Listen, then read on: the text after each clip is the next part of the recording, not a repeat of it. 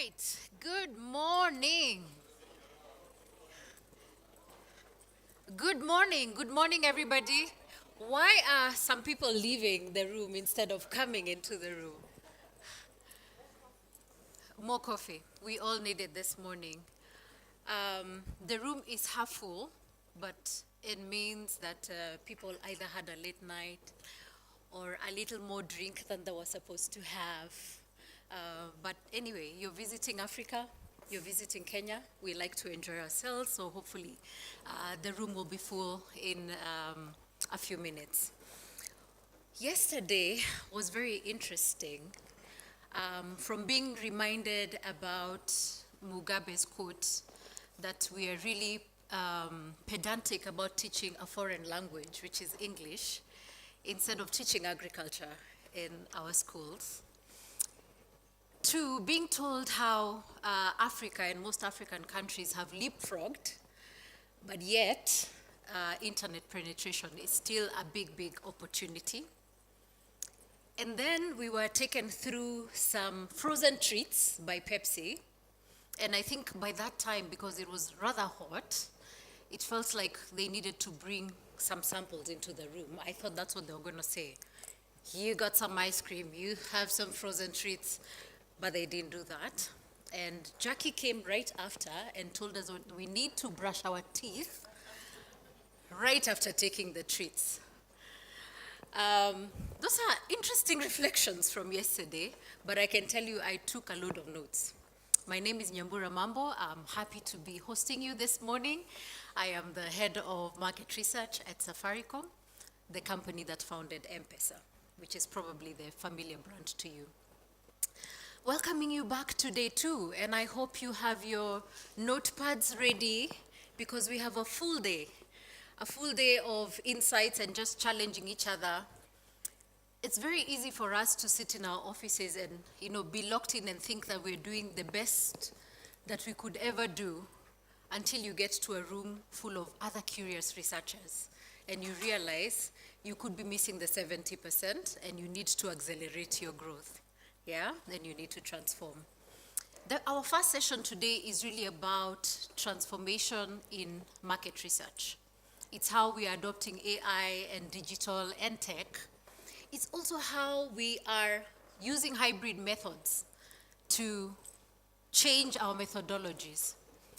I remember 20 years ago when I started off market research at the Stedman Group, and I just saw Roger Stedman walking in. It's now known as Ipsos. 20 years ago, we used to have questionnaires that size, booklets. Do you know the books we were buying from our first speaker? That size. Only that they were not A5 size, they were like much bigger, right? And you could go to someone's home and hopefully they'll agree to sit with you for like 2.5 hours. Today, we cannot do that. And so the morning bit is going to be spent on looking at how research is transforming, and a few of us will be sharing some lessons, some of their case studies on that. But before that, and because perhaps I didn't do such a good job at recapping what we learned yesterday, and I made it like we were in a comedy show talking about Mugabe's quotes and ice cream and toothpaste, I want you to use the QR code that's on the screen. I believe we all have smartphones. And scan that, and let's be respondents this morning. So please scan the QR code. There's just 3 questions that you need to answer. So hopefully we can take only 3 minutes. Isn't that what we like of our respondents?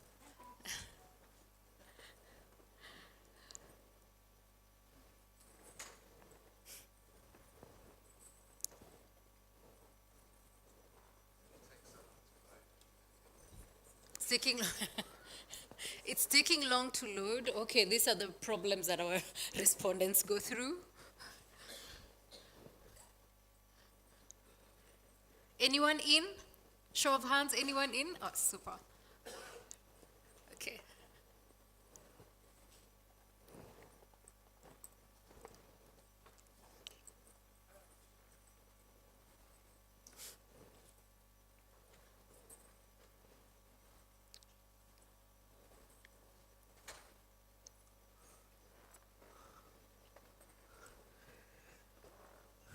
without referring to your notes, because we normally say that your top of mind is what really stuck.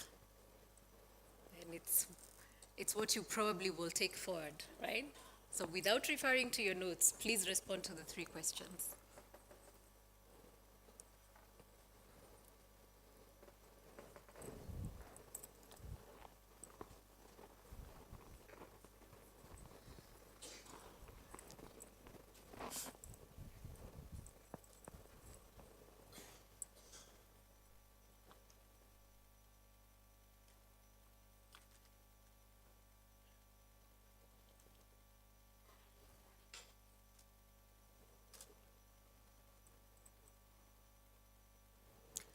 I already have 7 responses, but I think we have about, by estimate, we probably have about 30 or so people already in the room, or slightly more. So researchers, when we say an interview needs to take 7 minutes or 10 minutes, let's eat from our own plate.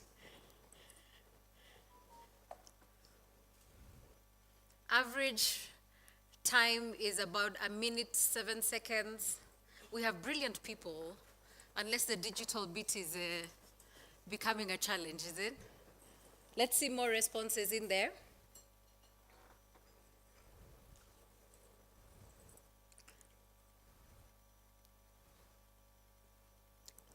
Okay, we'll have an opportunity to review more of what you guys will have said, but from the few that have come in, what is the one idea or insight from yesterday that changed how you think? I can see buy African, fix first functional before emotional. Understand the youth, understand Africa, what is worth digging into further, artificial intelligence practices, more about youth in the continent and AI in Africa.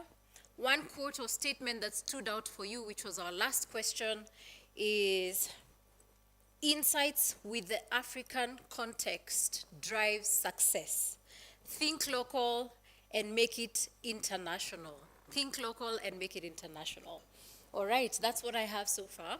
Our non-response rate is fairly high.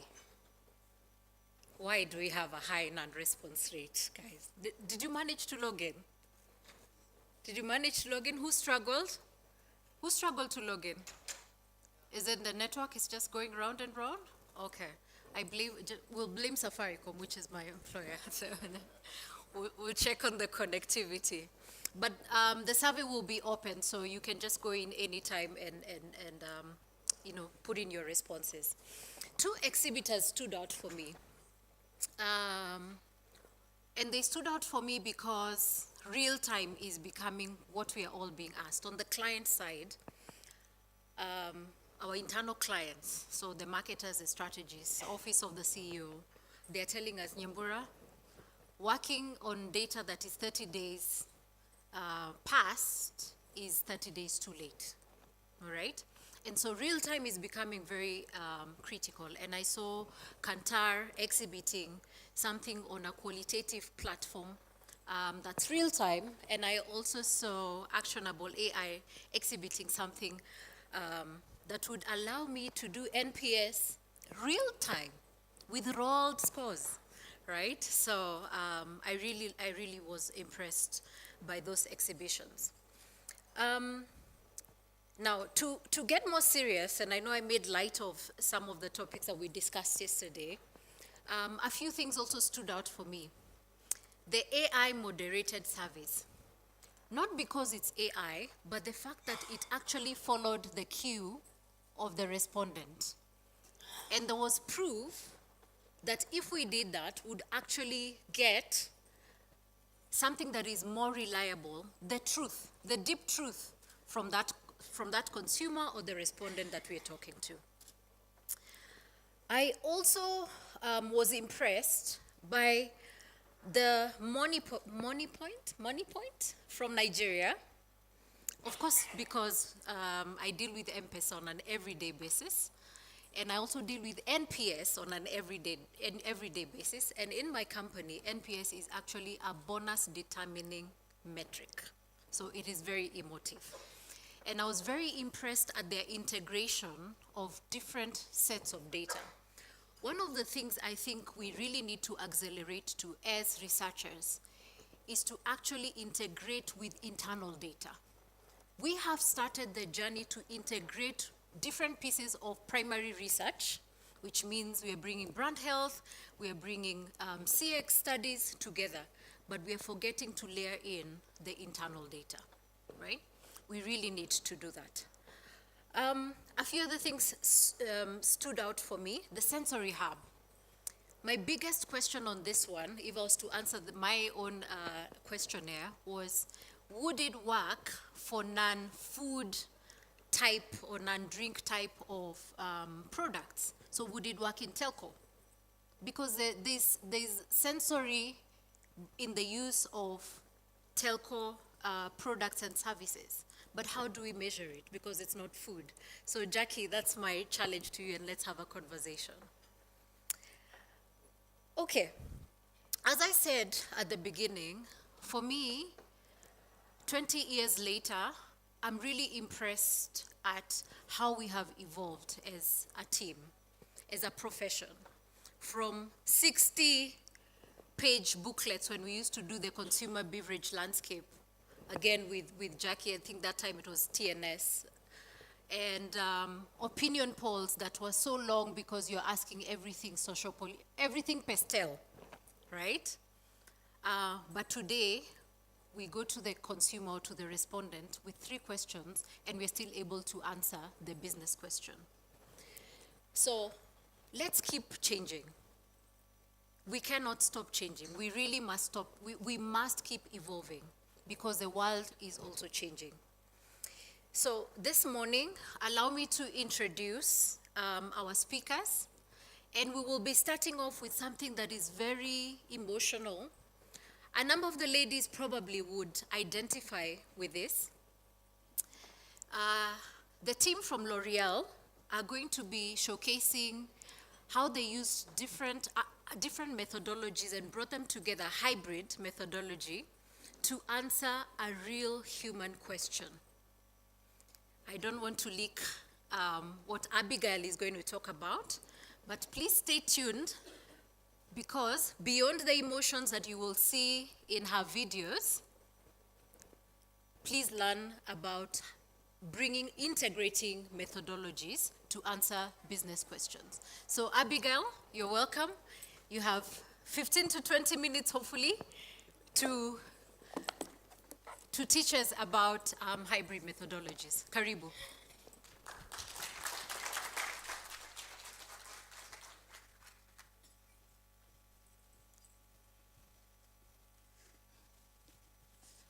A very good morning to everyone. Before I start my presentation, I would like to acknowledge the lead for this project was not able to be here with us, and her name is Leseho Molete. She worked very hard on this, even on the paper and the presentation, but she was not able to make it at the last minute because of unforeseen circumstances. I'll take you through a very emotional topic, and it is the topic of acne, and how we used an internal methodology to really get a product from non-existing to market. So imagine a market where 1 in 3 consumers struggle with acne or pimples. So I'll be using acne, pimples interchangeably because I represent the consumers. They use the 2 terms interchangeably. And when we look at Kenya, for example, Kenya market, it's actually half, 50% have acne issues and they're struggling. But the market is so underserved, and consumers end up resorting to toothpaste to take care of acne. And that toothpaste then has negative impact on the skin. Okay. Talking about acne, so acne is not a problem for women only, it's for everyone. Acne is not a problem for teenagers, it's for everyone. After COVID, we saw that acne was now across the board. You can have a 55-year-old woman with acne and a 16-year-old with acne, struggling with acne, not just having acne, but struggling with acne. So acne is not skin deep. It is actually confidence deep. So it's a struggle. It's a silent struggle, because then our consumers don't talk about it, but it's a silent struggle and leads to stress, depression, isolation, and there's a heavy stigma around it. Some of our consumers tell us that they will not go out because they have acne. But even if they stay indoors, they will not take pictures and post on Instagram, on TikTok, because I have acne. Because my followers will start commenting on my acne, right? Not what I'm talking about on my social page, but they'll talk about my acne. So there's really depression and stress and isolation around acne. Let's play this video and hear what this consumer says.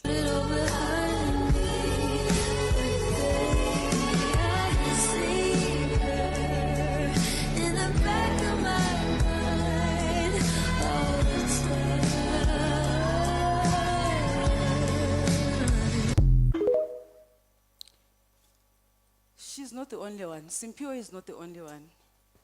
We have a consumer in South Africa who says, I feel like chopping off my head because I cannot proudly sit with my friends because they often tease me with my acne. And this is a consumer from South Africa. She wants to chop off her head because she has acne. So that's the stress, that's the level of stress. This is what our consumers are going through because they have acne. This is the raw, heartbreaking reality for many of our consumers, as many as 50% in Kenya. This is what they go through when they have pimples or acne. So the core insight for us as L'Oreal was, acne is not it's not only physical, but it is also emotional.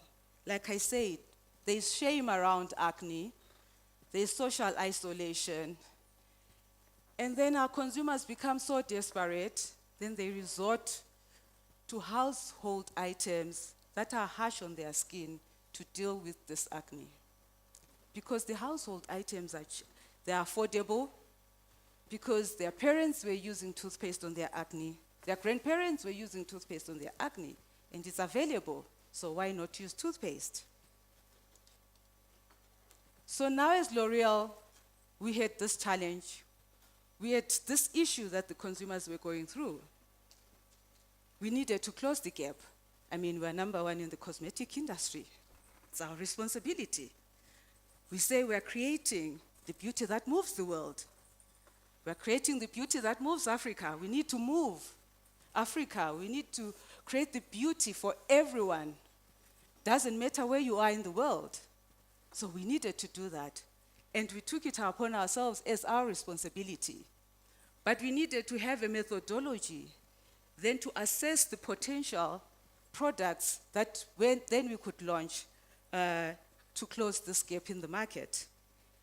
And the methodology that we used was an internal methodology that we call the L'Oreal hybrid approach.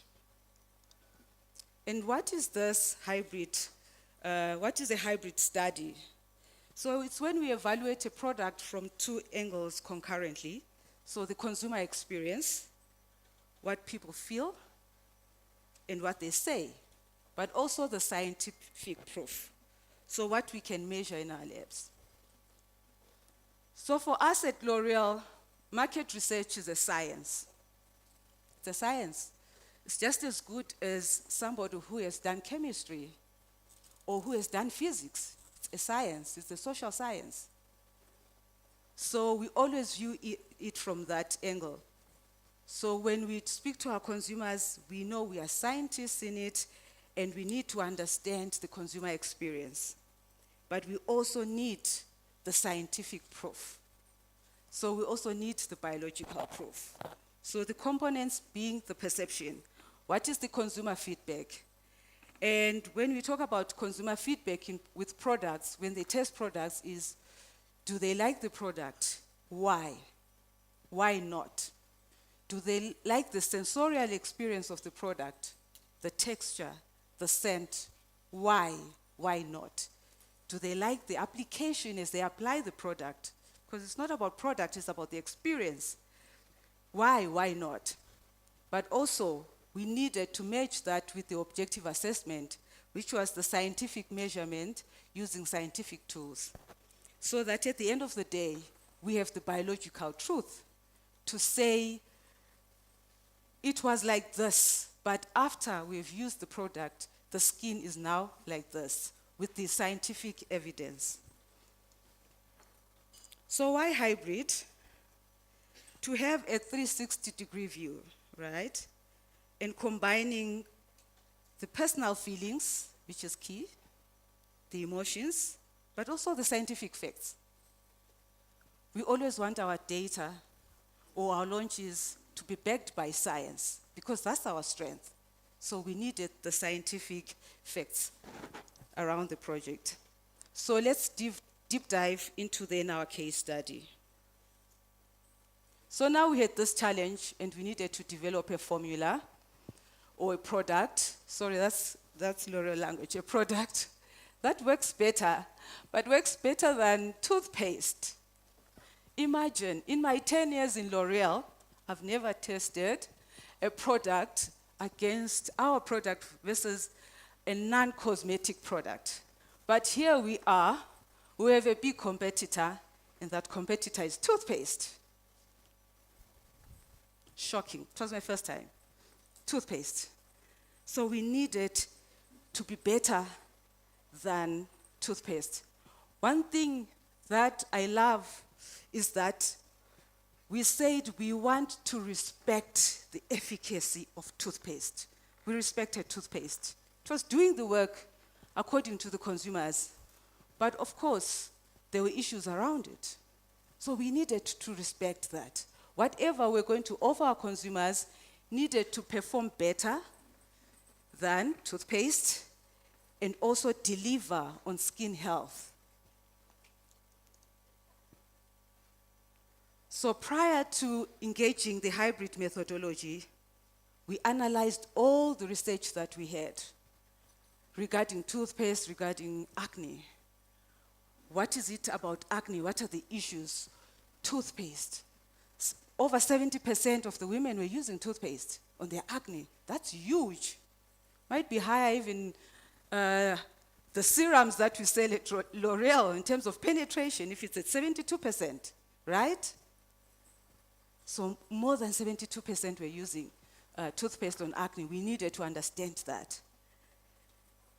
So we analyzed that, but we focused on melanin-rich skin because we are different, we are unique in Africa, right? We did not do one hybrid study. We did multiple hybrid study. So because I come from research and innovation, I can tell you today that the first study will not be the final study that I'll do and I go into market and we launch. There will be several studies then that we do because we always want to refine our product based on what consumers are telling us, based on what they don't like and what they like. So we had to refine our product. Looking at the toothpaste hybrid study, so in terms of the design, like I said, it was to test the performance of our proposal versus toothpaste and to make sure that we beat toothpaste. So we spoke to about 26 black women living in Johannesburg who had active acne at that time and were using toothpaste or some sort of spot treatment on their acne. And in terms of protocol, we placed the product for 3 days, so it was self-application We gave them the product, they went back home, they applied the product, they would come back to the office, we do the questionnaire for the consumer side, and then we do the measurements for the scientific side. And in terms of the results were amazing. Regarding toothpaste, our consumers say toothpaste was working for them. The next, because it was a night application, you can't apply toothpaste, then walk around, you're at the mall, right? So you do it in the evening at night, so it was a night application. They came back, it works, that's what they said, it's working. The pimple is reduced, the pimple size is reduced, but my skin is irritated, my skin is dry. And we saw exactly the same from the scientific measurement. So the consumer feedback was validated by the scientific measurement. So toothpaste was a solution, but it had a sting. It had its own drawbacks. It was a temporal solution, but it had drawbacks and unintended consequences. For our product, we beat toothpaste. But we did not beat the L'Oreal standard because consumers had issues with our product. It was also a night application. So it means that I only apply it at night. I still stay at home during the day because maybe the pimple is not gone day one. So it means day one I'm still at home. I can't go out with my friends. I can't take photos and post on Instagram. So we needed to refine that. We needed to rework our proposal for our consumers. We used the hybrid methodology once again, and this time we decided, why not a pimple patch? And not a product that is only used at night. And the results from the pimple patch, there was strong correlation between consumer feedback and the scientific measurement. The patch was invisible on all skin tones, on our dark skin tones. We always struggle. As Black African women, I can tell you, I work in the cosmetic industry, but we struggle because some products are ashy on us or they don't match. For example, if you think of makeup, you go into a store, you can't find your shade, maybe because you are dark like me, there's no shade for me, so I have to buy a lighter shade and a very dark shade and mix the two until I get what matches me. So it's the same thing, even with patches. But this one was invisible on all African skin tones that we tested on. The pimple was reduced, it was flat, the inflammation and the redness was reduced, there was no irritation on the skin, and it was comfortable on the skin. We did not stop there, because yay, it's working in Africa, but let's check, is it working in other markets? So we went back to other studies that L'Oreal has done or was working on in other markets to check if we're getting the same results in other markets. And yes, the other markets also had very good results regarding this pimple patch. It was matching all skin tones in other markets, in Europe, in the US, in LATAM, which was good because if you look at South Africa, I mean, we have all skin tones, right? We have Caucasian, we've got Indian, we have black, we have mixed race. So it was good news. So this pimple patch is working, and it's working across all skin tones. The solution, we then launched the product under Garnier, so the Garnier pimple patch, which we launched last year in September in both South Africa and in Kenya. Let's hear in the next video what he says about the Garnier pimple patch. Paul, instead of using concealer, which can infect it and make it worse, use the new Garnier 8-Hour Pimple Patch. Made of hydrocolloid, it both protects and flattens your pimple. Clinically tested to visibly reduce pimples in 8 hours. So now you get it. Don't conceal it, patch it. Don't conceal it, patch it. Patch it, go out, have fun with your friends, patch it, take your Instagram photos, post. So this is what we launched. And then this is a testimonial from Lulu. Let's hear what Lulu has to say. Like bailing on plans just because like your skin is freaking out. That's childish. Actually, only high school you would do that. Previously on Lulu's Pretty Girl Summer. What is this? Maybe I just don't go out.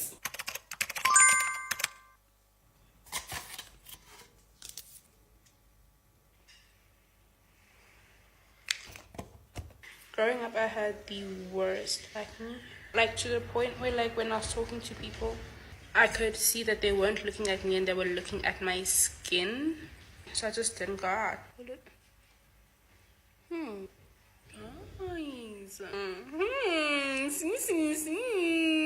I'll see you guys when I'm done. 'Cause I love how I look, but the truth is,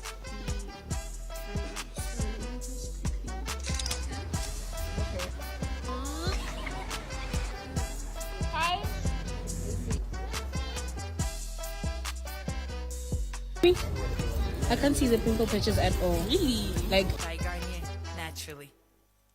Look at Lulu.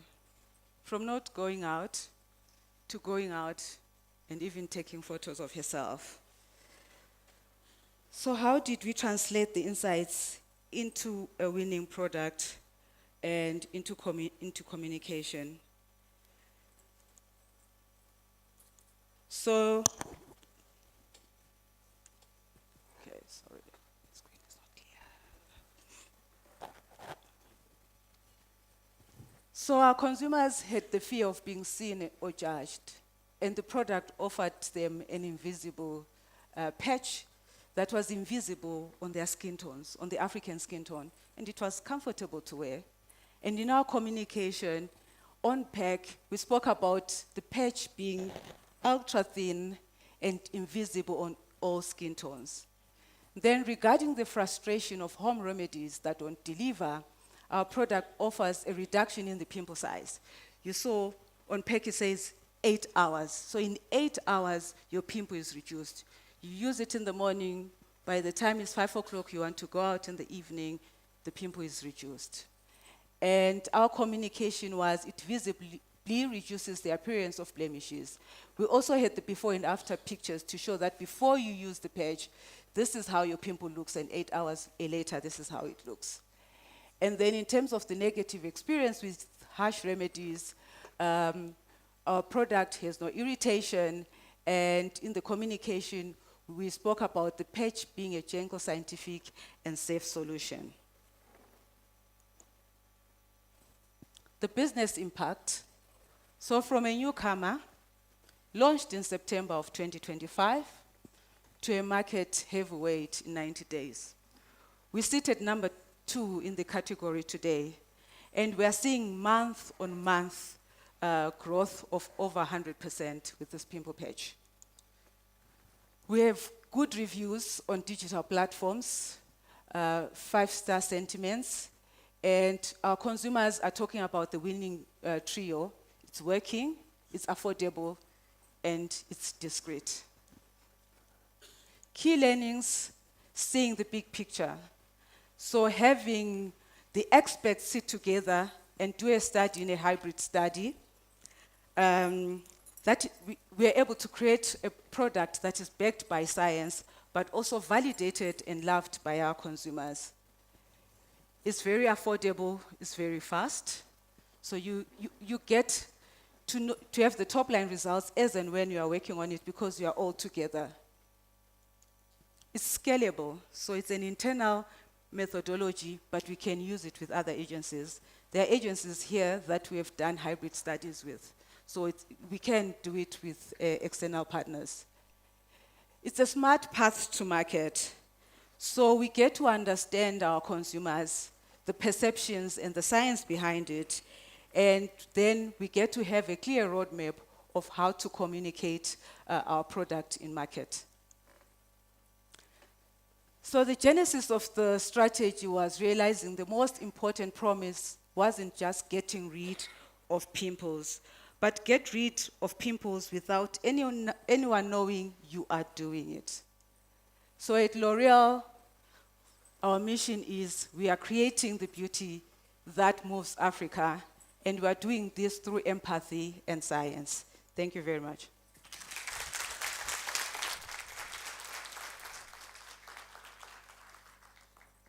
You know, it's quite something to be on this stage. So when someone is leaving, may I request that we give them a better clap?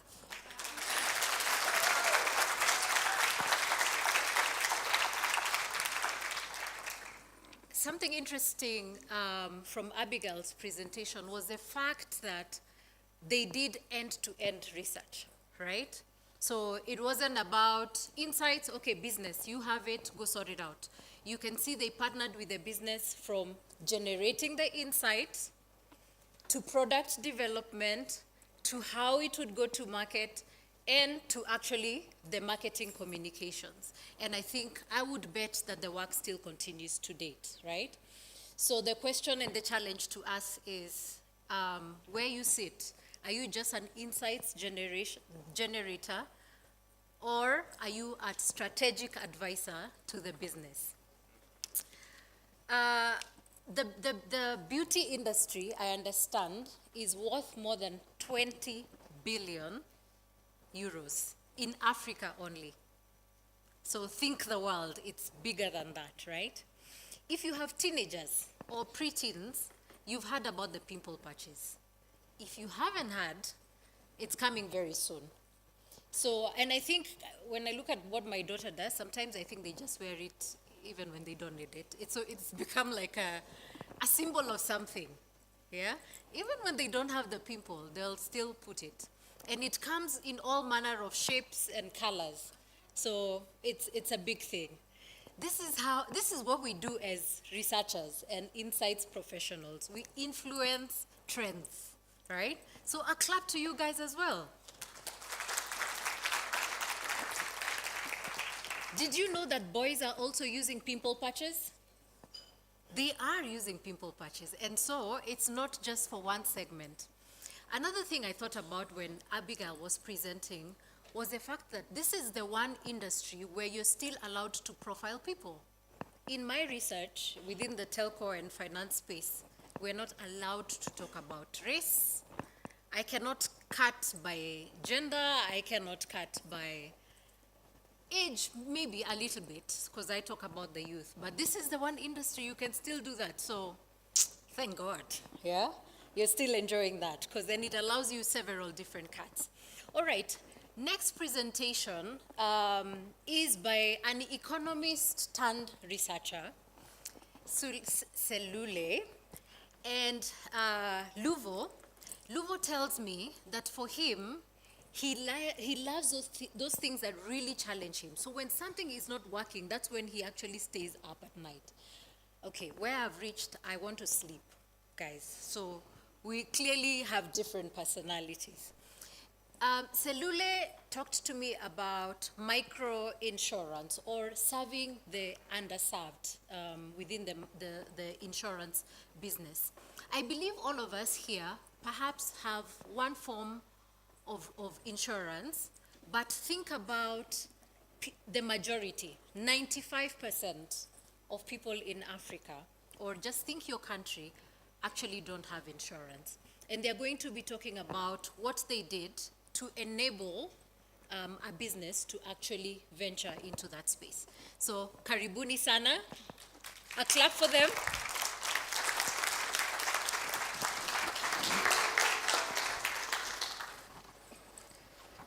Jambo, everyone. It's great to be here. I'm super excited to be on the African continent. I'm going to confess something to you up front. I am a storyteller, which means that I gossip with data, right? And so my client, Luvo, knows that the moment we get on a call, for the first 5 minutes, we're going to talk about a whole lot of other things before we get to it. So I'm going to do my whole other things, and then Luvo will get into the specifics of the data today. I'm also going to treat this as if I'm sitting in my grandmother's living room, right, and having a conversation, because I think that's the African way. What I'm also going to do is I'm going to weave the conversations that we've been having over the past couple of days, right? So I'm walking AI today, right? In terms of the presentation I had for you 24 hours ago, it's different, right? I've learned a lot. I've had different conversations.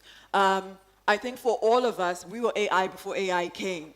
And what that means is that for Luvo, when he came to have a conversation with us at Ask Africa, the challenge was, how do we do something that is strategically impactful at the end, right? So we need to take the market research with the rigor of market research. And then I think it was Jackie from MMR yesterday was talking about instinct and the market research, right? And you got to balance those two.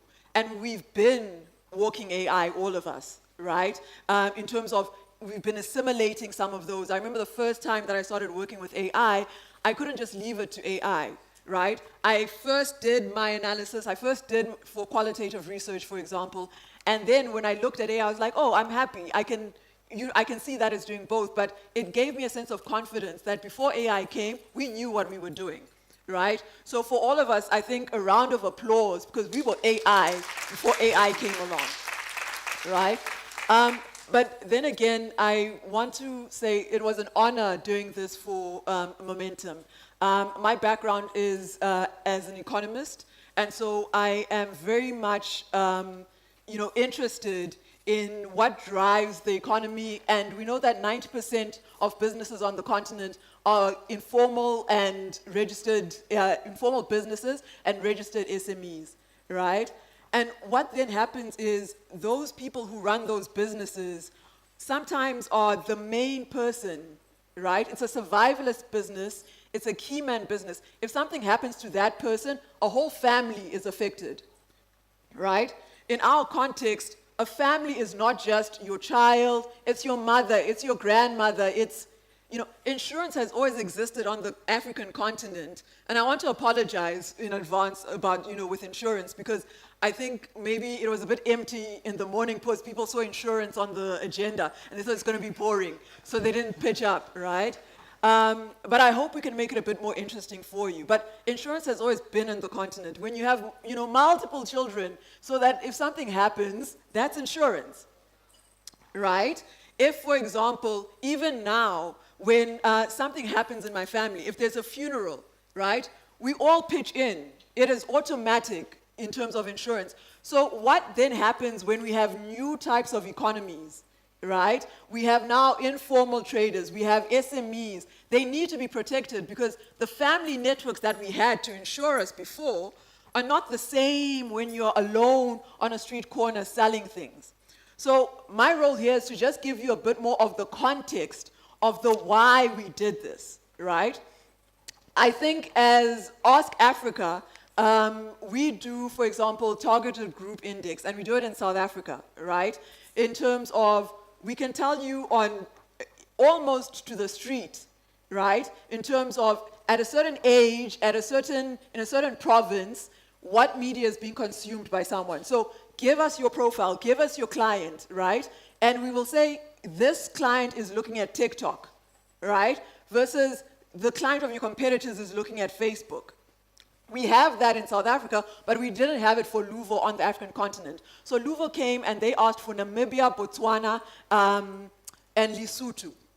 And so we had to go into field because that data we didn't have. And that was the exciting part, right? And trying to find the strategic insights that would be super impactful. And I think to Nyambura's point, is that we can go on to we did the market research, we presented, but it's an ongoing dialogue between me and Luvo even now in terms of my client needs to put billions of dollars on the African continent. I need to feel comfortable with what I'm telling him.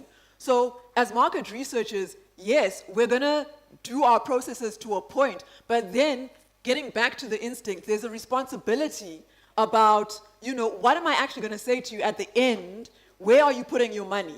So I am humble enough to say that even though the study concluded and all the rest of it, almost every other week I'll say to Luvo, hey, I've seen a case study, right? And coming to ESMA for me has been an example of continuing to be open to learning, right? I know we're supposed to be competitors in the room, but I think there's vulnerability in sharing, right? You tell me a little bit about you, I tell you a little about me, and we learn something.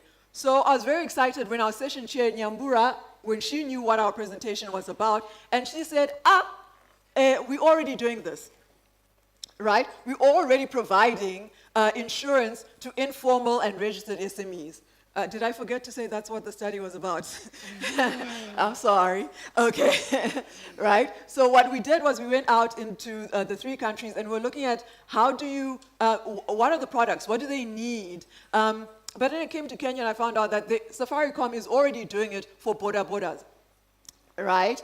And so there was a point at which I'm thinking, do I still need to speak, right? Or do I ask Nyambura to come on stage and give the presentation?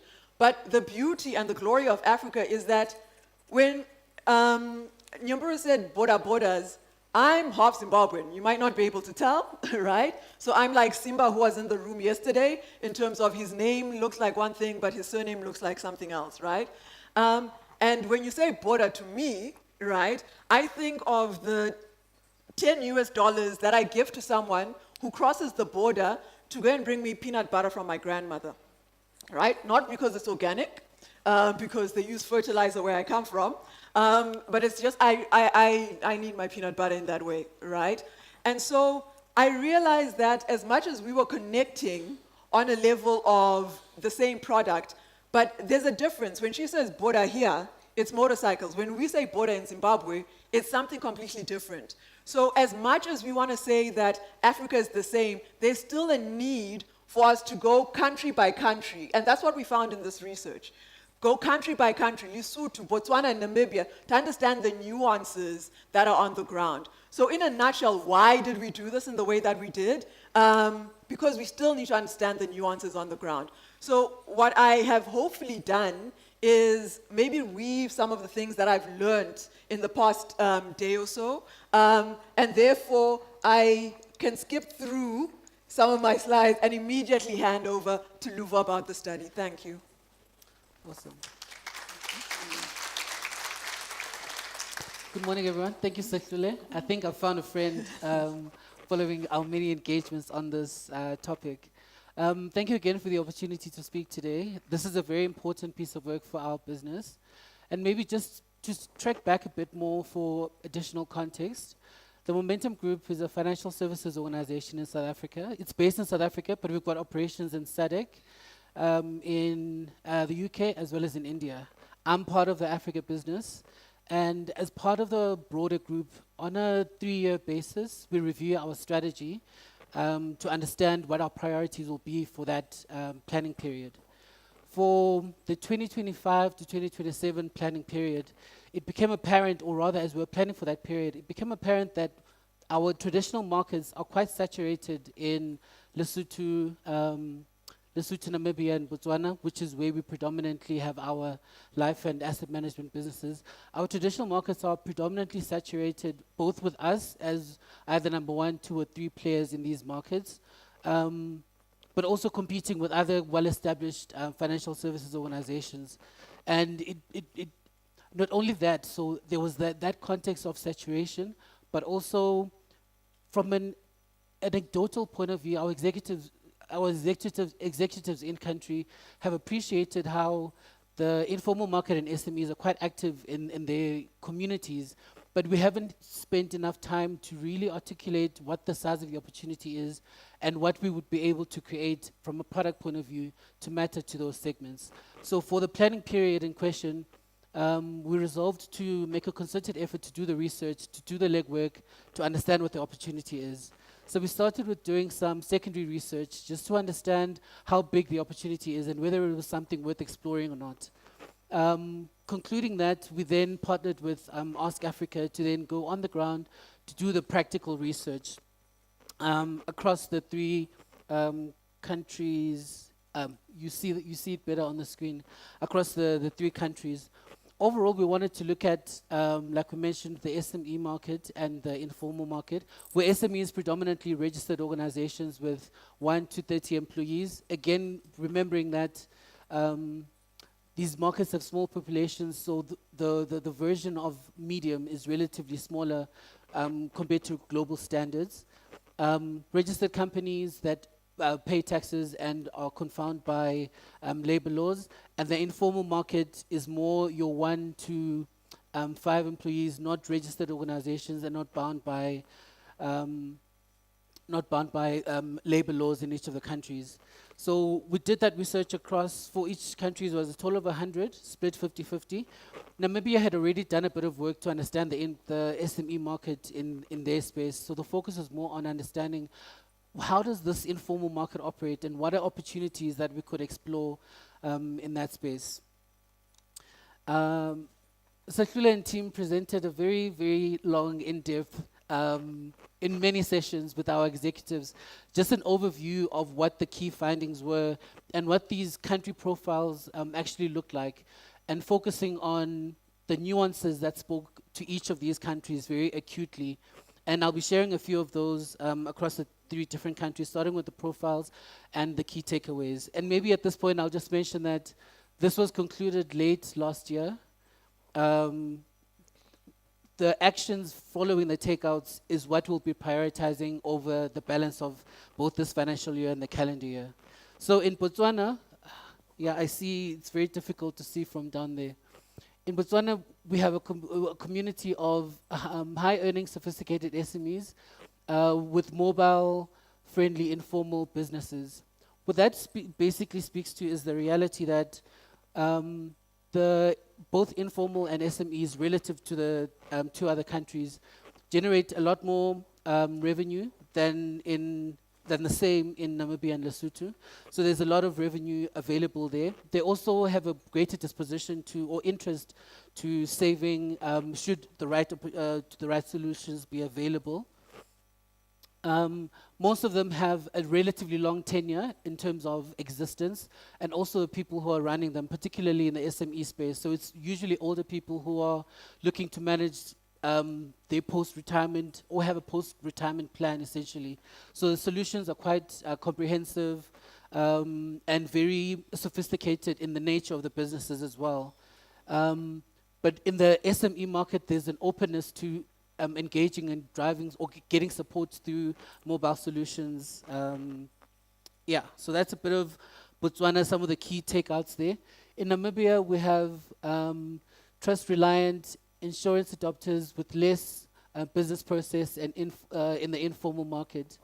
So one of the questions we asked in the questionnaire that we engaged on was, which institutions do you trust? Just to understand what kind of associations do people in these respective segments affiliate with the most. And one of the more prominent responses was none. So it's very difficult for these, or the people in the sample that we had, to affiliate or associate with institutions. So developing trust becomes a very important factor in how we go to market should we explore these going forward. There's an element of low to medium adoption of insurance. So one of the questions we also asked, in your personal and business capacity, to what extent do you have risk solutions in the current state? And Namibia had the lowest rate of people currently with insurance solutions, even as basic as funeral solutions. So that just speaks to the importance of understanding the extent to which people are knowledgeable about these solutions and how relevant they are for their personal needs. Then in Lesotho, we had tertiary educated, insurance savvy, digital youth. What is very interesting about Lesotho was across the board, both in the informal market and the SME space, most of the people operating those businesses were tertiary educated. And that speaks to a kind of wider economic challenge in Lesotho about job creation, where people need to make or create jobs for themselves despite the level of education that they may have. The extent of digital engagement was significantly higher in this space, not only from an average, reflecting on the secondary research, an average for the country, but also looking at the age of these participants, where the majority sat in the 25 to 44 age range in terms of owners of these businesses that we were looking at. These are just some of the key elements of the profiles that made some distinction across the different countries. And then where to from here? What do we take from here? In general, these are kind of the broader themes that we will be incorporating not only in our pursuit of these markets going forward, but also as we continue implementing our strategy during this current planning cycle and into the next. So the one is around geographic nuances. So appreciating the extent to which, or the income levels for the different countries, because that links to the types of solutions that you can provide. The extent to which people appreciate financial solutions as relevant to their own individual context and constructs, both from a personal and a business point of view. So understanding those nuances is important, because it then allows you to prioritize how you go to market and the types of solutions that you lead with.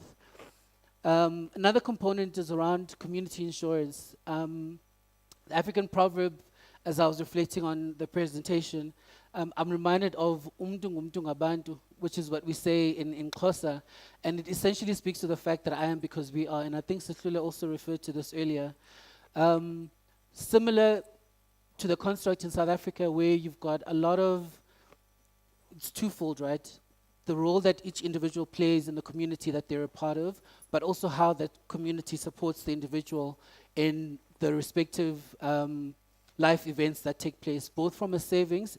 In South Africa, we have stokvels, where a community clubs in and saves portions of their income, and then at the end of the year, there's an opportunity to share some of those spoils for the festive period, or saving towards risk events. So understanding the importance of community in providing that type of support and risk management is quite critical in these communities. Another key finding was around the unique risks.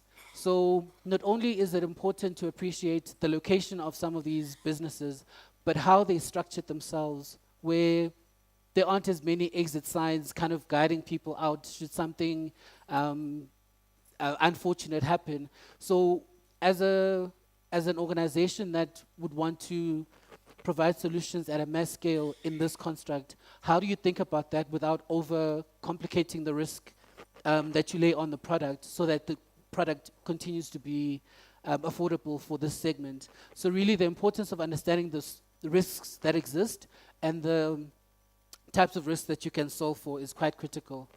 And then the last one is around African specificity. We've called it specificity just to be general, but really what we're referring to there is the fact that income streams are, one, not consistent, and two, they are fluid. And how do you incorporate that in the types of solutions that you provide for individuals in this segment? These are really the insights that we gleaned. I mean, like I said in the beginning of my speech, there was a very long document that we went through in a lot of detail to understand the segment. But this speaks to some of the insights that we really think stood out for us. In one part, opening up a window of opportunity or thinking about what could be, but in some cases reaffirming our understanding of the market, which will inform how we continue to implement our strategy and intentionally enter these markets. Awesome. Thanks, everyone.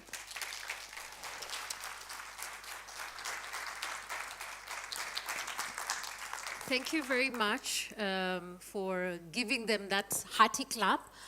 We are running behind time, so I'll not even get on stage. The next two speakers are going to be challenging us on QC. So QC has remained the same for a while, but they will be showing us some transformation that is happening within that space. So Karibu Sana, Said and Mehdi from Integrate. Thank you so much. Good morning, and I'm happy to see such beautiful faces. I see a lot of you smiling, and it's really heartwarming. So thank you so much for being here. Quality checkmate. The pun is intended, actually, or the wordplay is intended, because the objective of, or the purpose of what we build is to be able to easily flag fraudulent respondent and responses. So I just would like to know how many of you still run offline quantitative in the room? Okay, offline quantitative, okay. All right, okay.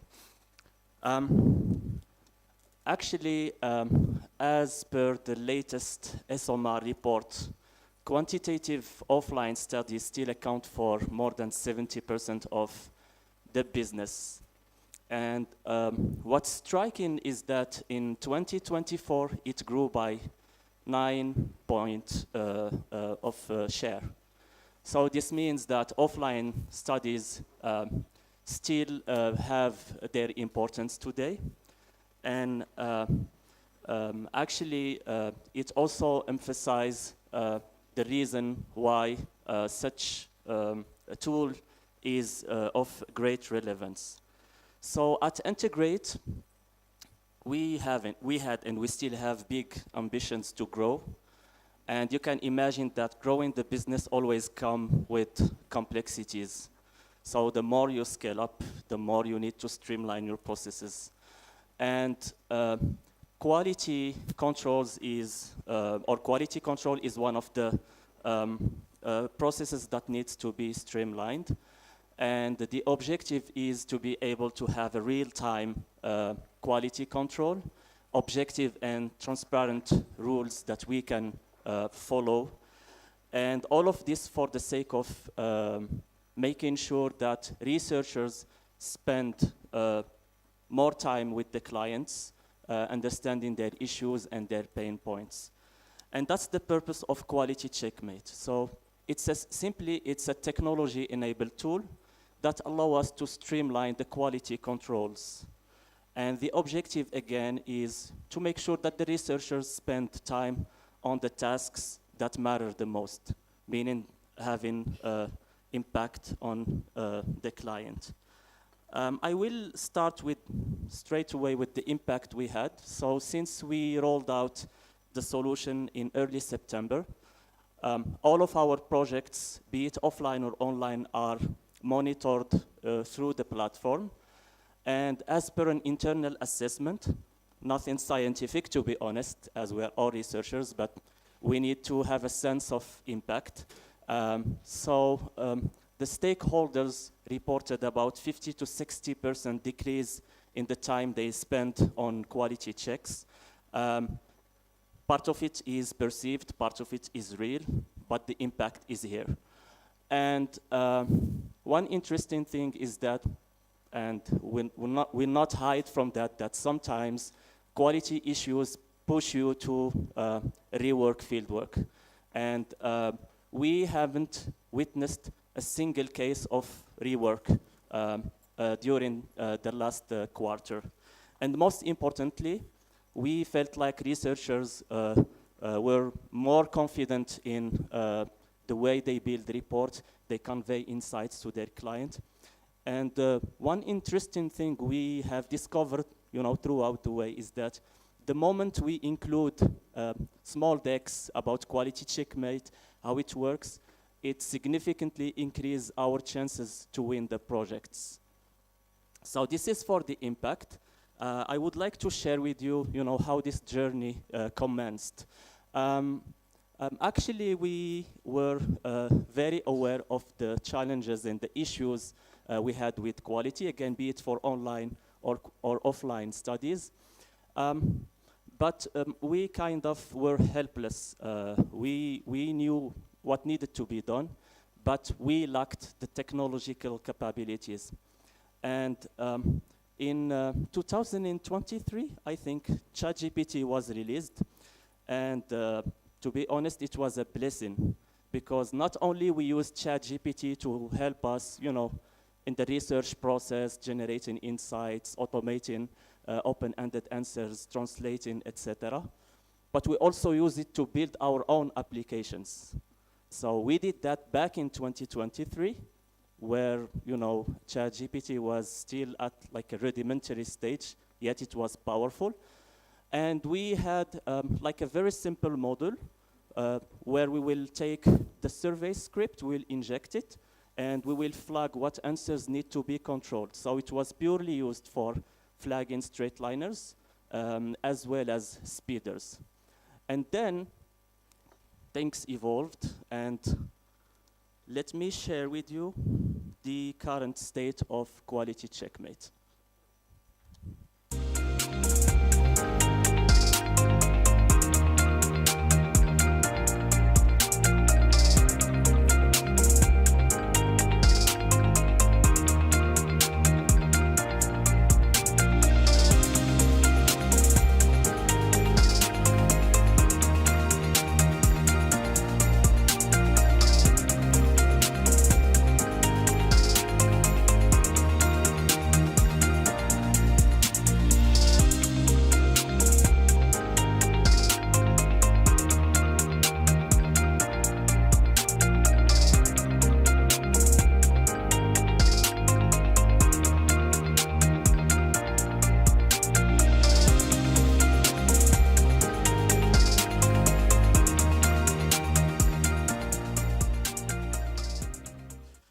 So simply, it's a tool that allows us to integrate with our data collection platform.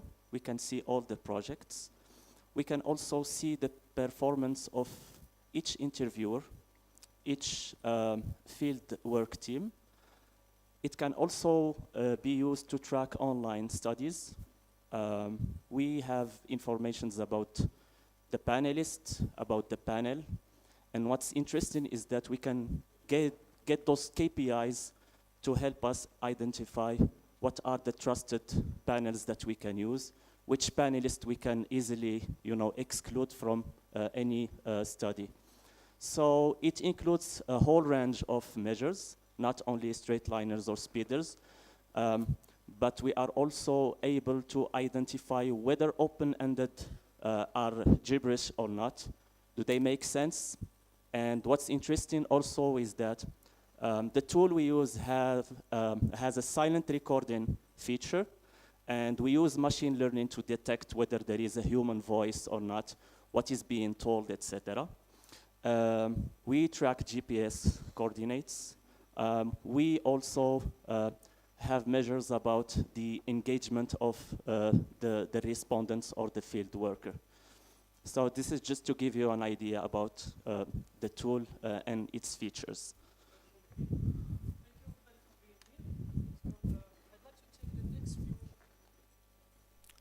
Okay, thank you. I'd like to take the next few minutes to explain how Quality Checkmate goes beyond being a tech platform and how we design it to be a full quality process that actually works in real field conditions. For us, Quality Checkmate is not just a piece of technology, but it is a full end-to-end quality process that actually lead by transparency. It is built around a simple but a powerful cycle. Define, monitor, and act. So first, we define logic and detection rules, as well as upfront quality standards. And this is before even the first interview starts.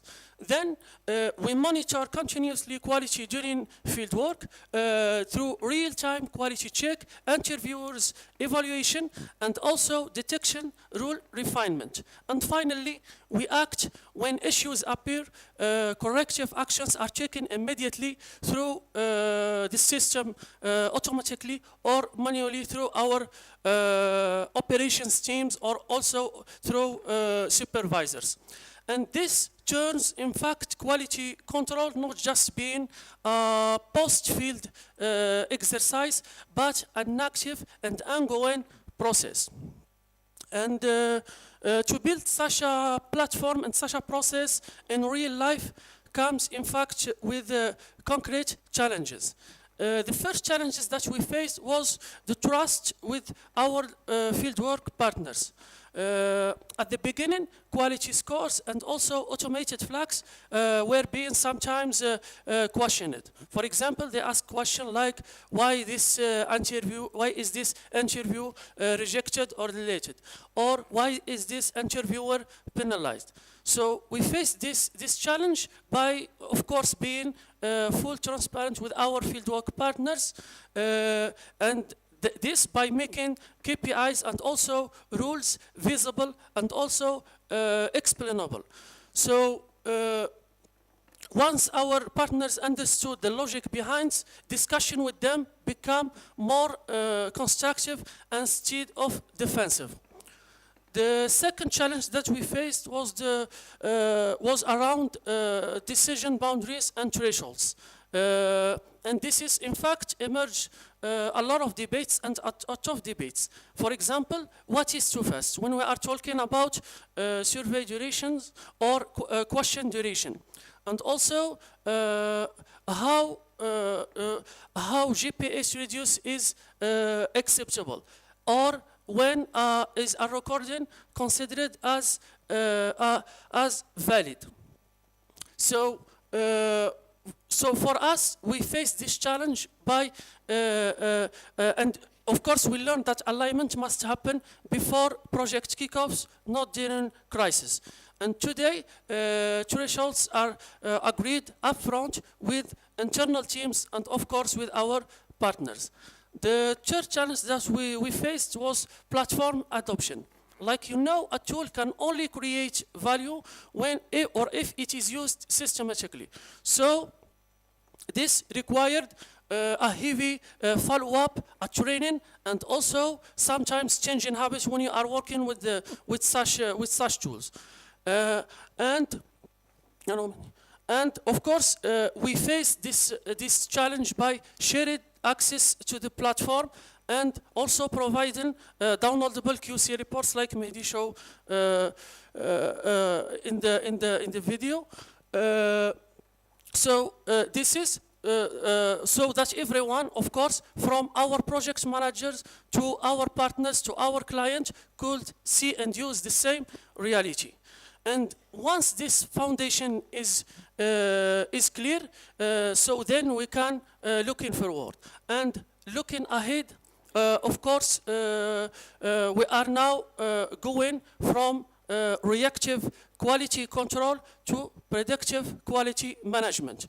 So first, we are working now on machine learning models that allow us to anticipate risky interviews and screen them out before completion. The second development, and this is something coming very soon, is in AI-enabled logic check. So we want to move from rigid rules and let the system, let the platform, let this tool to learn from patterns and also learn from context. And the third development that now Quality Checkmate is being integrated into a broader end-to-end market research automation platform. This platform now is under development, and you are going to hear about it and to see it also.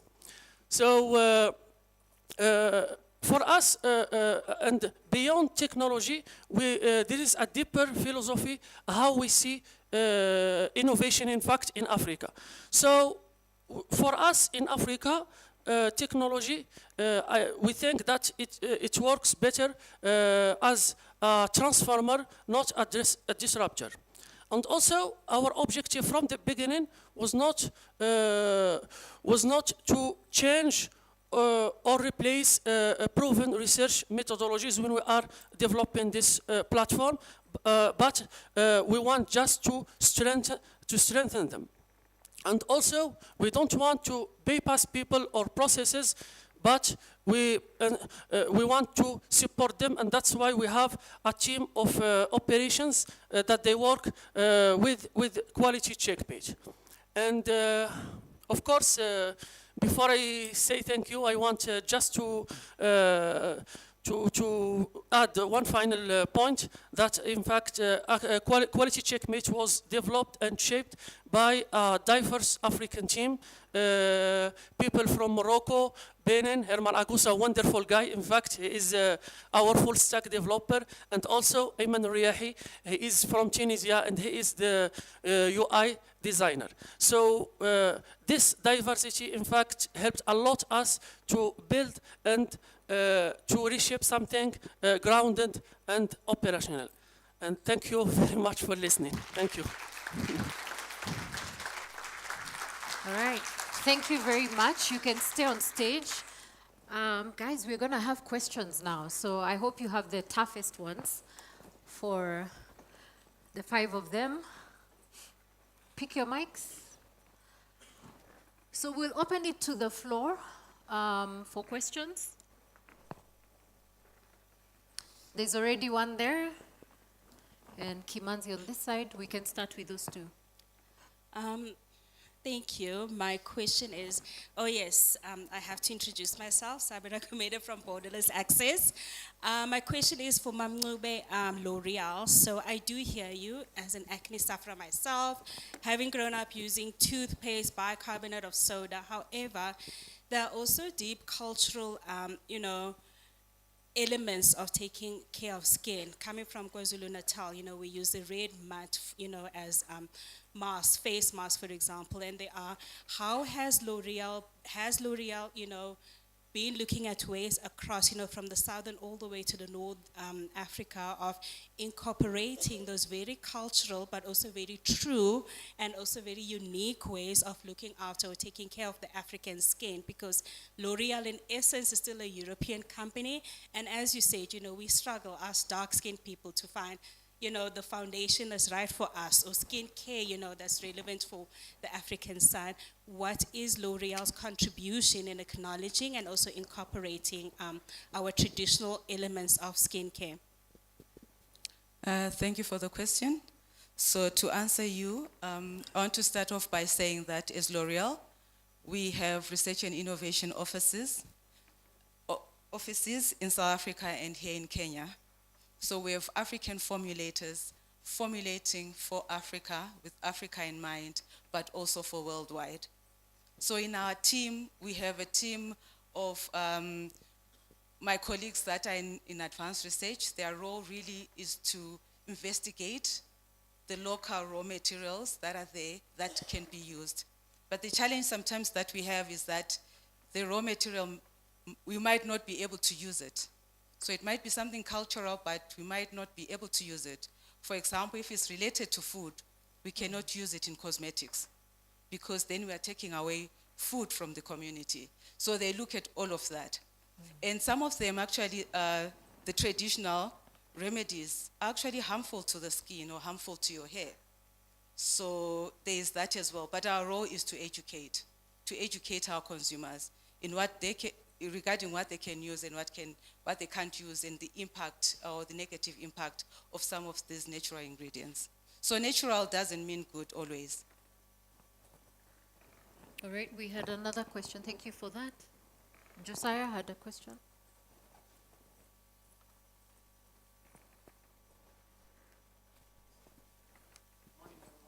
Good morning. I'm hoping the mic is going to get to you. There's a mic to go.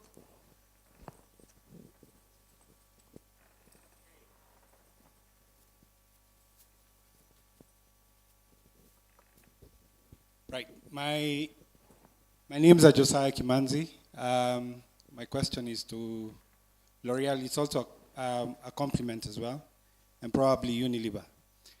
So as a backdrop, during the protests by Gen Zs, they actually figured out how to use toothpaste brand to take away all the, the itchiness from the tear gas. So toothpaste is not only being used in pimples, it's also a very good anti-tear gas repellent. Now, if there's a Gen Z here from Kenya, probably they could tell us what led to that insight. Because we are all research, most of us are researchers and their clients here. So I'm very curious to find out from L'Oreal. We know the brand that they used in Kenya for the tear gas stuff. I'm just wondering how you settled on the brand that is being used in South Africa, the toothpaste brand. Is that confidential information or is it something you can share with us? Thank you. So what I can tell you is, okay, we did a study with our consumers,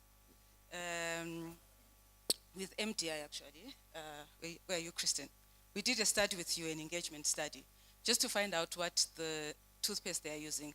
What I can tell you is that the toothpaste that they're using on acne is the same toothpaste that is number one in that market. So if you know your market data, you'll know who's number one in Kenya, who's number one in Nigeria, who's number one in South Africa.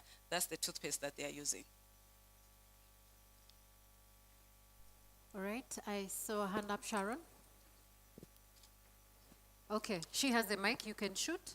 Okay. Good morning. Blessing from Marketing Support Consultancy. Thank you for the insightful presentation.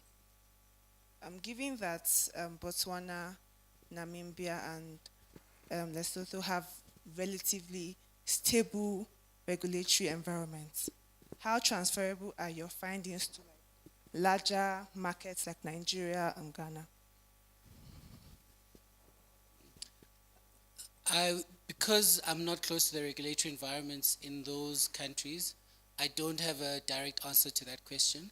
I will say, though, that because of the stability of the regulatory environments, it would be in the best interest to position solutions in those markets without the regulation, because the reality that they are standardized and they're more robust means they've considered client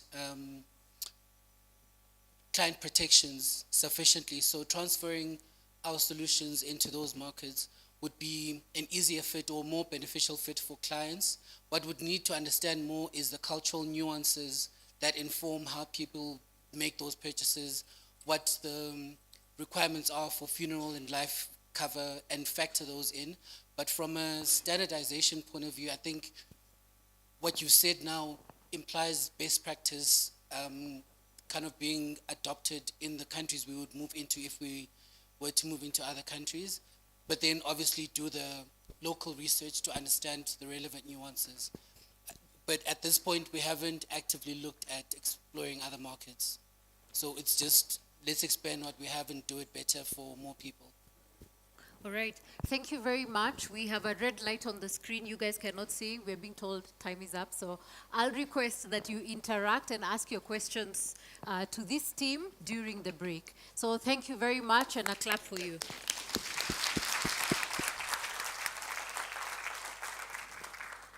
Okay, our last presentation is by Borderless Access, and it's going to be done by Sabira and Kunal, challenging us that one size does not necessarily fit all. We are the same, but we are also very different. So karibuni to the stage.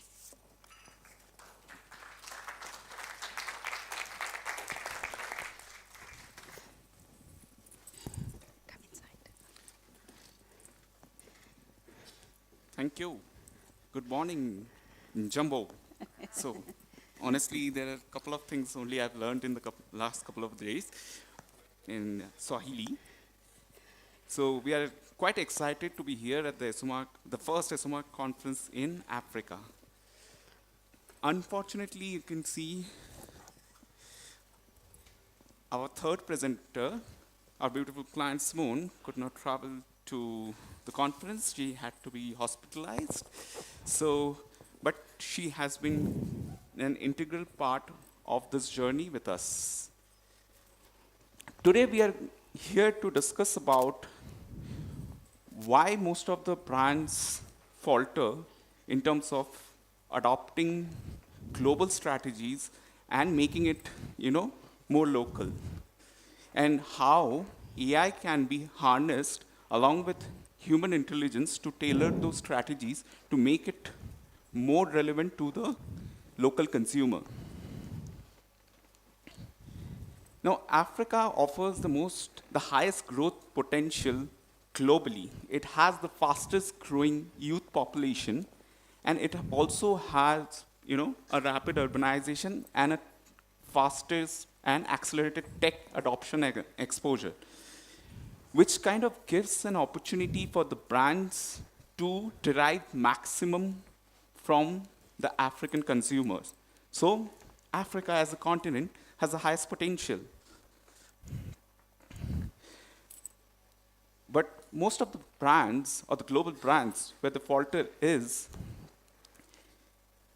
how a one-size-fits-all strategy would not work for the African context with respect to the local nuances that it has. So the battle for the market is not fought at a global level. It has to be won across the local level, across each communities, across each regions. Keeping that in mind, now how do you think that this trap of one-size-fits-all, most of brands kind of get into that trap? So it is about how it becomes, the global brands takes a more globalized approach without taking into consideration the local nuances. And hence, when, in terms of the branding, in terms of the product proposition that you are making, so it is very important to keep in mind that how do you incorporate the local flavors, the local cultural nuances that it has. Because Africa as a continent is diverse. It has so many unique culture, so many unique colors, and so many unique flavors. And when brands are thinking about this, they have to keep that in mind, that in terms of developing or designing the product, how those things are being taken into consideration. And what we as Borderless Access have done, we have done a small attempt to help brands avoid falling into that one-size-fits-all fallacy. So our solution, which is InnoSight 2.0, it kind of combines the human intelligence along with the artificial intelligence. So it doesn't mean that we are stopping the concept testing as a solution, but how we are harnessing AI to make the concept testing more actionable so that it can produce more market-relevant concepts which are more future-ready for the brands. And so it has both the elements of human intelligence as well as AI. Now, the three aspects of future readiness are built on three key pillars. First is bringing automation. Definitely, it brings in efficiency and it reduces the manual human task. Second is the human intelligence, obviously, that what we have as concept testing, which kind of brings in the consumer relevance and the likability, etc. We are keeping that intact. And lastly, and most importantly, the artificial intelligence pillar, which kind of fine-tunes the concept to make it more future-ready, more locally relevant. Now, seeing that, what are the, how do we capture that, or what are the information areas that we do? With respect to, the first pillar that we have, we do capture all the standard metrics that we normally capture for a concept testing in terms of understanding likability, uniqueness, relevance, the key message comprehension that consumers have. And how AI plays a role, it kind of integrates the digital social media platforms, which kind of reflects the country and category codes. And in all together, the AI will use that as an enabler to kind of understand or analyze the content to make it more visually appealing, to make it more resonating with the consumers. And lastly, but not, and it kind of tracks down to the emotional sentiment tracking. And our emotional sentiment tracking uses the local nuances of the various African languages, dialects, accent that people have, and the various level of showing their emotions and expressions. So we use our AI tools to capture all those, and with this, I'll hand it over to Sabira to demonstrate how unique and how diverse is the emotion across this diverse continent. Yeah, Thank you very much, Kunal. I'm hoping that the mic is working, but however, it would be un-African of me to not greet. So, starting from the North Africa, marhaba, ahlan wa sahlan, and then bonjour to our francophone Senegalese AFCON winners, and then obviously going down to the Southern Africa with our Zim and SADC brothers and sisters, Mangwanani, Sanibonani, and then coming back to our wonderful hosts, Karibuni and Jambo Nairobi. So we are so happy to be here. Thank you much. And very grateful for Esoma. And thank you, Kunal, for just reminding us of the beauty of AI and how it's important to acknowledge and recognize the various dialects, the various expressions, and the nuances that underline the African expression, the African linguistic, even the way of greeting, Sanibonani, I see you, Karibuni means welcome, Ahlan wa sahlan, and Marhaba. So they are very, very deep nuances, in what we speak, and it's our job as researchers to do more than just linguistic expression, but we also need AI to help us as well, as we are scaling the research. What I do have here, my time is very short. However, I'm very happy to take you through the presentation, of a study we did, understanding, special occasions across Africa. There are multiple videos of this, but what we saw was the different understanding, the different nuances, how culture, how religion, how language, how ethnicities across the different communities in the different African countries and the different regions, and also how gender to some extent plays a role. So I will just quickly skip through this to respect the time. However, going back to our client, Nando's, who has obviously fully endorsed this presentation, is how have we helped them as Borderless Access and partnered with them, to evolve as an African brand that has quite a well-established identity, understanding of cultures, but also being one with the African consumers. And obviously, as we can see from, the Nando's founders, is that the core and the essence of Nando's is to have personality, okay? But what is that personality? It's not Mozambican personality, it's not South African personality, but there is so much more to it. From Mauritius, Botswana, Namibia, Swaziland, and across the globe is what truly makes, helps Nando's to have that personality. And there is a deeper need. As a consumer evolves, we've been talking about Gen Z, we've been talking about Gen Alpha, and also the language, and how there is a shift in the consumer mindset of that Nando's, of the consumer cultural expression. We also see that Nando's also deeply appreciates African art in how they design their workspaces, also supporting of the local communities with their Harambe employment programs, and this is across the globe, so not just, in the African markets, because of that local understanding and that local interaction with their customers as well. And of course, this translates to their palates, to their meals. And we all know, we are travelers, we are Africans, that there are so many different, needs that, make us feel like home as well. So what Nando's does is, having that local relevance and, using the AI, using the tools, but using the deeper consumer nuances to not only understand the consumers, but to also help to shape the menu offerings as well. So it's not just chicken and chips, but it's depth, it's culture, it's flavor, it's sensory pleasures, all underwritten by AI methodologies. It also helps them to scale the human insights at a deeper level, and also providing that in how they present themselves as a brand. We have helped them using, as Kunal has explained, our multiple uses of AI and obviously advanced tools across the globe as to how do we help them to adapt to change as the consumer cultures, the consumer languages, and the consumer movement is moving at a much faster speed than, brands, than brands can handle, than brands can manage, and also, brands can also acknowledge as well.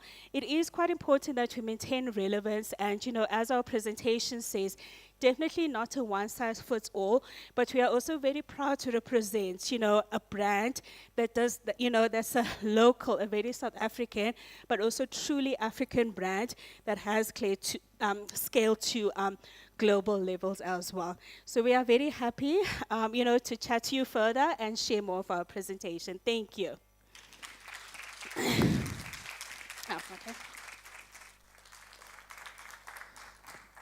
Thank you very much.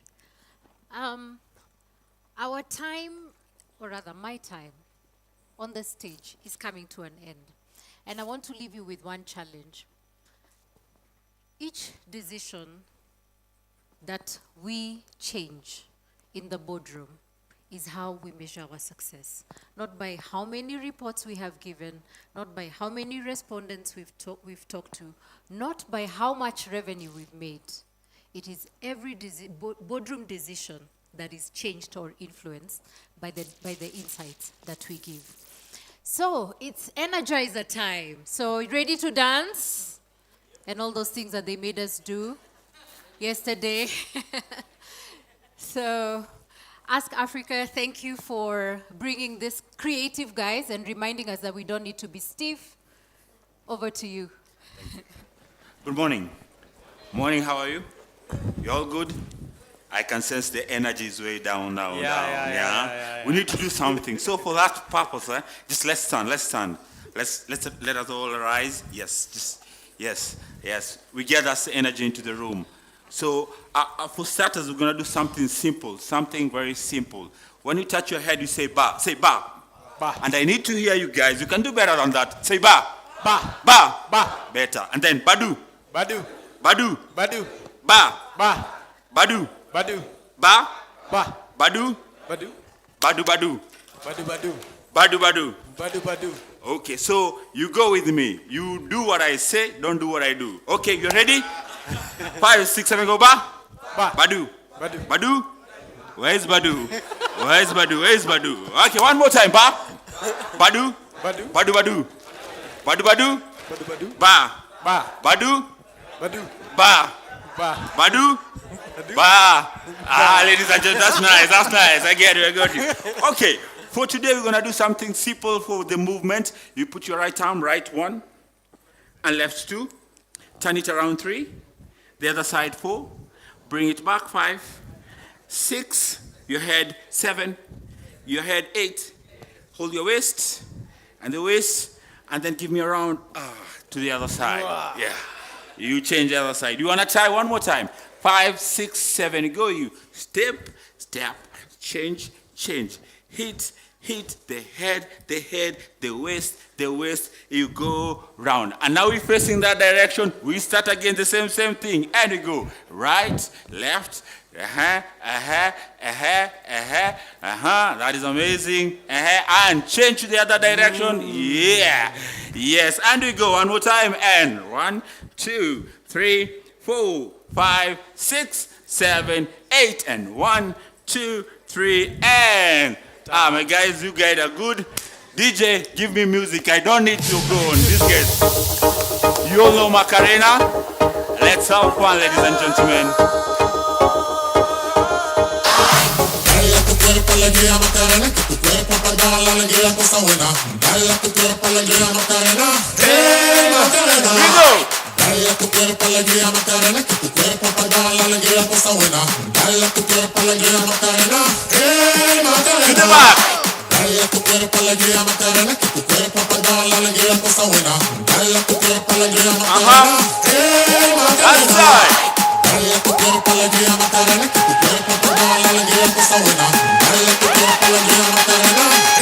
I need some energy, go. Oh, whoa,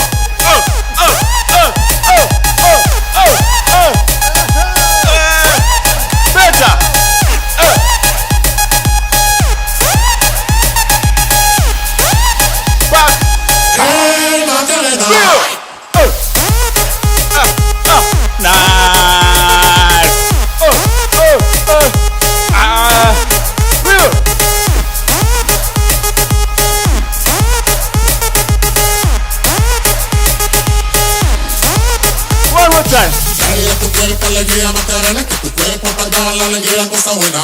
Dale a tu cuerpo alegría Macarena, Macarena. Dale a tu cuerpo alegría Macarena, que tu cuerpo para dar la alegría cosa buena. Dale a tu cuerpo alegría Macarena, Macarena. Dale a tu cuerpo alegría Macarena, que tu cuerpo para dar la alegría cosa buena. Dale a tu cuerpo alegría Macarena, Macarena. Dale a tu cuerpo alegría Macarena, que tu cuerpo para dar la alegría cosa buena. Dale a tu cuerpo alegría Macarena, Macarena. That's Get your hands up, get your hands up, get your hands up, get your hands up, get your hands up. Bring them up. From them up. From them up. From them up.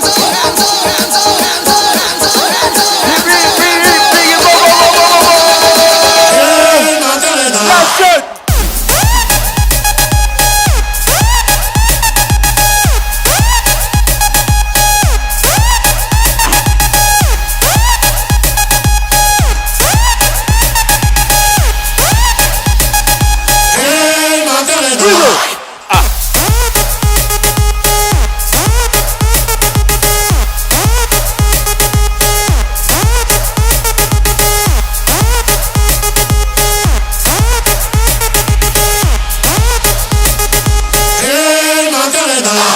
Thank you very much, ladies and gentlemen.